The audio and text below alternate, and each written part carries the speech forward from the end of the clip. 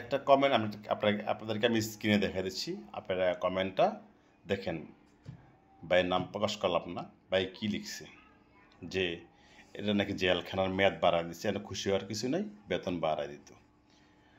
আসলে ভাই তার যতটুকু বুঝ আছে সেখান থেকে তিনি কমেন্টটা করছেন, তার দোষ দিন আমি। আসলে সিঙ্গাপুরে সবাই কি $18 বেসিক বেতন পায়?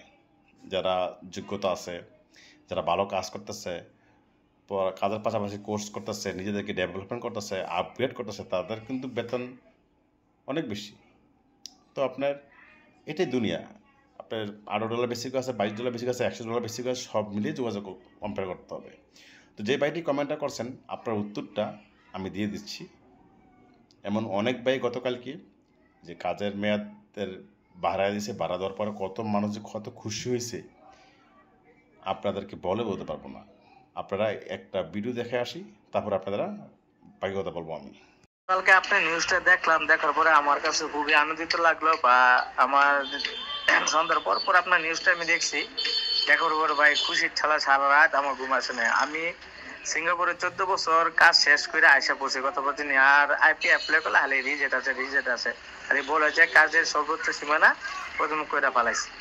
তো আমি ওইরকম আশাই সিঙ্গাপুরের থেকে এখন আমার পাসপোর্টটা রিনিউ করি নাই বা চেঞ্জও করি নাই, যে আল্লাহ যদি দিত সিঙ্গাপুরের আইন কারণ যদি একটু চেঞ্জ হয়ে যেত আমি আবার সিঙ্গাপুরে যাইতে পারতাম। তো আপনার নিউজটা পাওয়ার পর ভাই আমার খুবই আনন্দিত রাখলো। তো আমি এখন আরো 3 মাসের অপেক্ষা থাকতে হবে, তো আমার জন্য একটু দোয়া করেন। আর ভাই আমার লাগে একটা কোম্পানি দেখেন ভালো, আমার কাজের অভিজ্ঞতা তো আপনার বললাম, আমি 14 বছর সিঙ্গাপুর ছিলাম, ক্যাপেল শিপইয়ার্ডে ছিলাম, অনেকদিন কাজ করছি, প্রায় 11 বছর ক্যাপেল বিনিতে কাজ করছি। পরে লাস্টে কাজ করলাম কনস্ট্রাকশন কোম্পানিতে প্রায় 27-28 মাস। তো এখন কনস্ট্রাকশন কোম্পানিতে যদি ভালো বাইরা নিচ্ছি একটা ভয়েস মেসেজ শুনলেন, এটা শুধু ভয়েস মেসেজ, আর কতজন যদি মেসেজ দিচ্ছে, কল দিচ্ছে, কত লোক যে অসহায় হয়ে গেছে দেশে আইসা।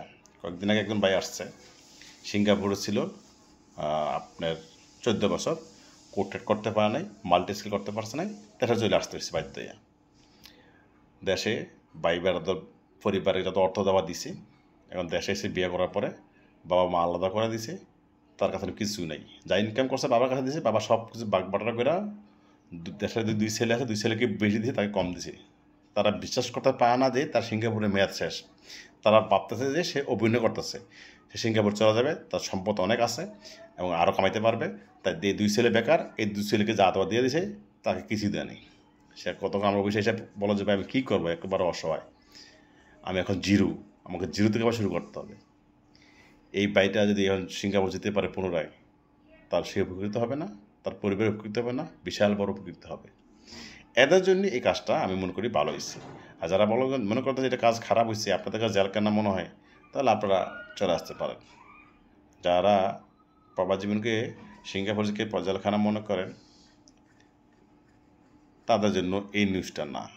যাদের রিজিক কাজ করে পরিবারকে খাওয়াবে, তাদের জন্য এই ভালো সংবাদ, এটাই মনে করি। সকল ভালো থাকবেন। আসসালামু আলাইকুম।